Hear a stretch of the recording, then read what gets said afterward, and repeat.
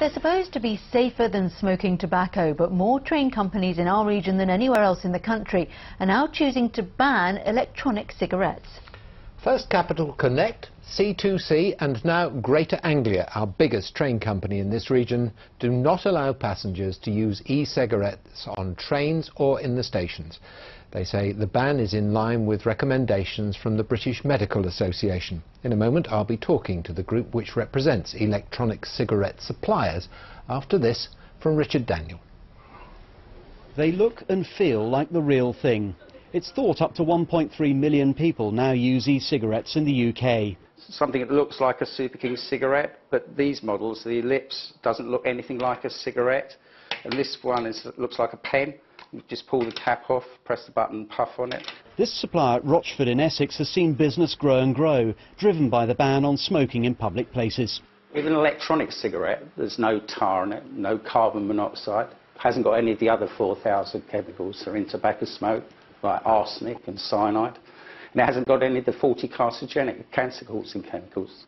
So how do these things work? Well, it's very simple, really. There's nicotine liquid in the mouthpiece here. It heads up into an atomizer here, where it's turned into a vapour, back down the mouthpiece and down into the user's lungs. Until now, there have been few restrictions on the use of e-cigarettes, but that's changing. The pub chain Wetherspoons banned them. Now so have Greater Anglia, C2C and First Capital Connect.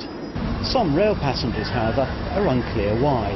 If you actually see someone, it probably looks like they're smoking, so therefore it's making smoking seem sort of popular again. It seems crazy. I mean, it seems crazy that they're introduced, obviously, to be used in places where real cigarettes are banned. That's the whole point of them being introduced. It seems crazy, therefore, to ban them in public places such as the train.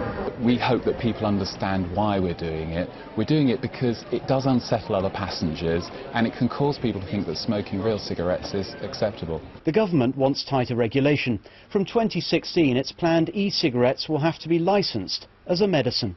The content of the nicotine, how it's delivered, other things that are in them, the quality of the manufacture is not of the standard we would expect, and it wouldn't currently meet the medicine standard. That's why we want to send a clear signal that we want these products to be brought up to a standard where people can rely on them to cut down the harms of smoking.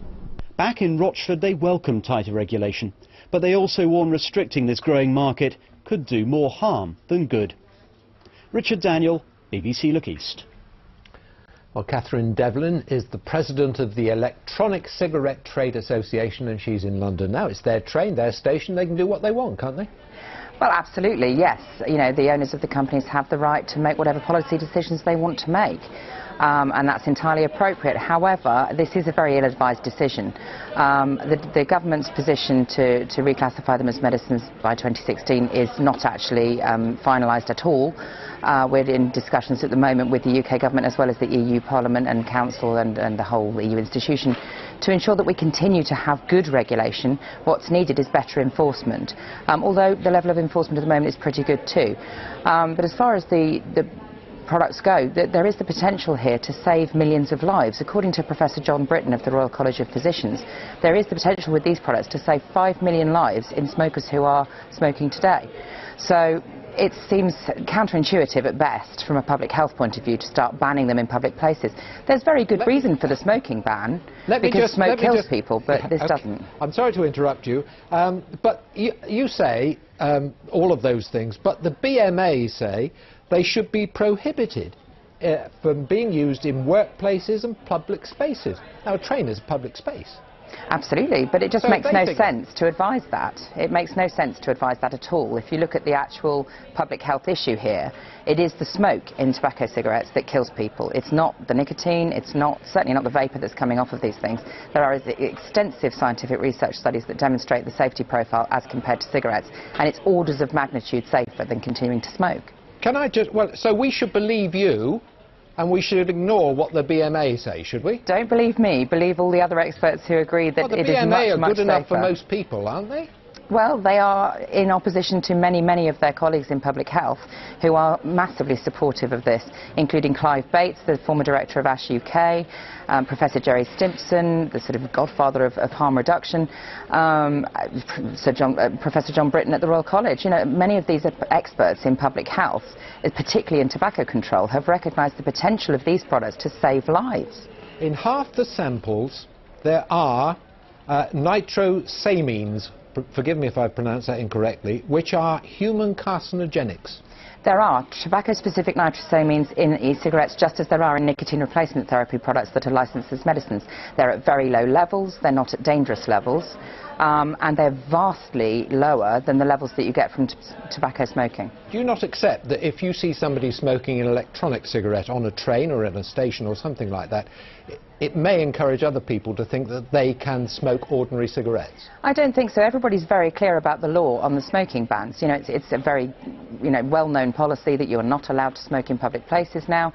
Not all e-cigarettes look like cigarettes, of course. I mean, mine doesn't look anything like a cigarette. Many don't. And in fact, the ones that do sort of look a bit like cigarettes, there's a very clear difference. For a start, there's no stink like you get from a smoking cigarette. But also that they're solid, they don't reduce in size as they're used, they're often popped back into a pocket after use, which of course you couldn't do with a tobacco cigarette. It's very obvious actually what the differences are. And I mean, I passed this, a couple of people today. One was holding an electronic cigarette that looked like a cigarette, and one was smoking a tobacco cigarette, and the poor woman behind him was wafting it away and trying to avoid it. And of course, with the electronic cigarette, there's no problem like that. We have to end it there. Thank you very much, Thank you. Katherine Devlin. Thank you.